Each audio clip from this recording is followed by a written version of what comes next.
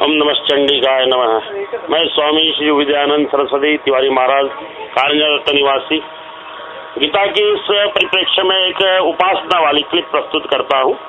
इसमें अनेक प्रकार की उपासनाएं कही गई है, जिसको तत्पदार्थ लक्ष्य में रखकर इदम रूप से की जाने वाली उपासना है। इदम यानी इदम और अहम, अहम यानी मैं, इदम यानी यह।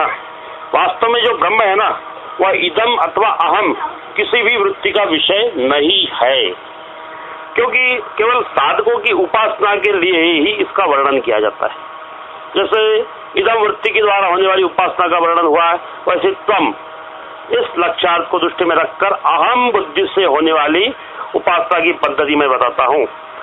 सर्व यदया आत्मा वृदारक उपनिषद के अंतर्गत श्रुति के अनुसार जो कुछ भी है केवल सोल आत्मा ही है, अर्थात सब कुछ मेरा ही स्वरूप है, मुझसे भिन्न कोई वस्तु नहीं है।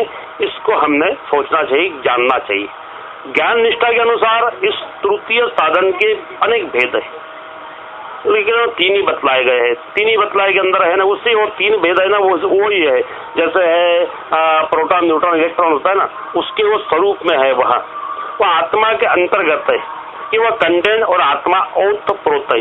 साधक को क्या चाहिए कि तत्वदर्शी महात्मा, या बंधु लोगों के पास नहीं, जिन लोगों के पास में जिस चीज का विश्लेषण नहीं होता, उन चीजें जो आत्मा के जैसे महात्माओं के पास जाना चाहिए। तत्वदर्शी जो तत्व का दर्शन करा सके आपको, जो आपको इदम और अहम का एक बोध करा सके, उन महात्माओं के पास सेवा में उपस्थित होकर ज्ञान निष्ठा के तत्व को सरलता से समझना चाहिए।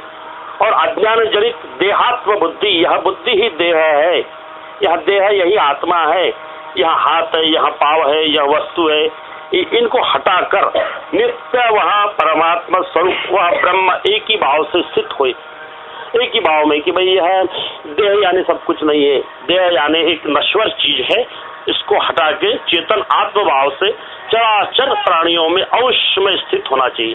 वैसा अभ्यास करें कि जैसे आकाश से उत्पन्न वायु, जल, तेज और पृथ्वी उसके अंश में स्थित है, वैसे ही मुझ अनंत नित्य विज्ञानगत आत्मा के एक अंश में सारा संसार स्थित है। इस प्रकार बारंबार अभ्यास करते रहने से वह साधक उस ब्रह्म की अभेद रूप से प्राप्ति कर लेता है।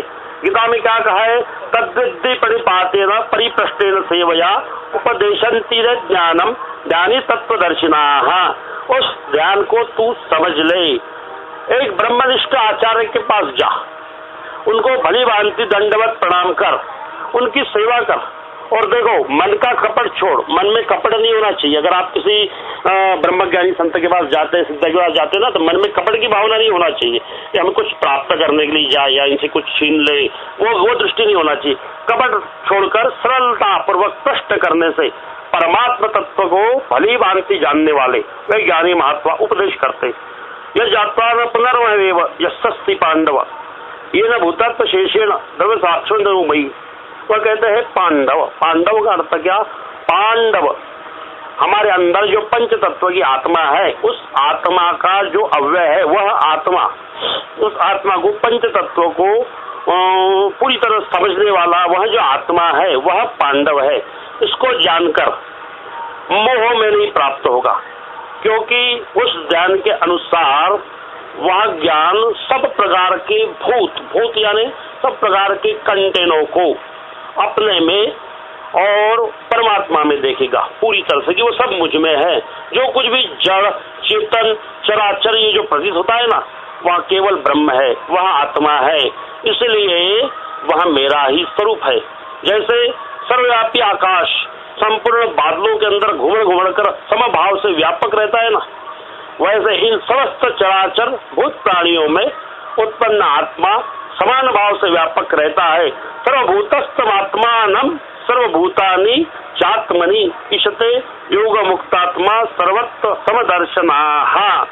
सब में समदर्शन युक्त वह होता है, उसमें कोई आश्रम नहीं होता है, उसमें कोई ब्राह्मण नहीं, कोई क्षत्रिय नहीं, कोई उसके अंदर वैश्य नहीं, कोई शूद्र नहीं, केवल एक मानव भावता से उस चीज को प्राप्ति होती है। और उस प्राप्ति का स्वरूप लिखा है सर्वभूतत्वमात्मानं सर्वभूतानि चात्मनि, भूत का अर्थ वहां कंटेन, वहां एक जगत, वह जगत के अंदर उत्पन्न हुआ वहां स्थिति। जैसे देह के अंदर अभिमान हुआ, मनुष्य क्या करता है कि मेरे हाथ दुख रहा है, मेरा पाँव दुख रहा है, मेरा शरीर दुख रहा है, लेकिन ये सब दुखते हुए भी वह समझता है कि इसके अंदर मैं समभाव में स्थित हूँ। वैसे इस साधक को चाहिए कि विश्व को एक आत्मा समझ के समस्त चराचर मूल प्राणियों में अपने आप को देखकर उनके सुख दुखों में हमको अपने आप को अभिव्यक्त करे।